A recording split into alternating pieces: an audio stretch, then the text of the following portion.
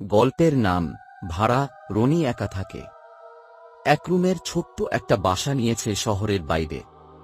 বাসার ভাড়া কম, কিন্তু একটা শর্ত ছিল, রাত 1-2টার পর কেউ জানালায় তাকাবে না।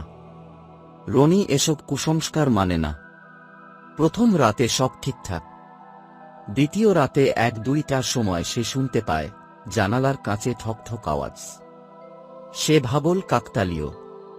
কিন্তু তৃতীয় রাতে সেই আওয়াজের সঙ্গে একটা গলা শোনা যায়, ভাড়া দিতে ভুলে গেছ, আমি নিতে এসেছি। রনি ভয় পায়, জানালায় না তাকিয়ে দরজাটা বন্ধ করে দেয়। চতুর্থ রাতে সব নিস্তব্ধ, কোনো আওয়াজ নেই। সে স্বস্তির নিঃশ্বাস ফেলে আয়নার সামনে দাঁড়ায়। আয়নার মধ্যে নিজের প্রতিবিম্ব দেখতে গিয়ে তার গলা শুকিয়ে যায়। আয়নায় সে দেখল সে একা না, তার পেছনে এক মুখহীন ছায়ামূর্তি দাঁড়িয়ে আছে।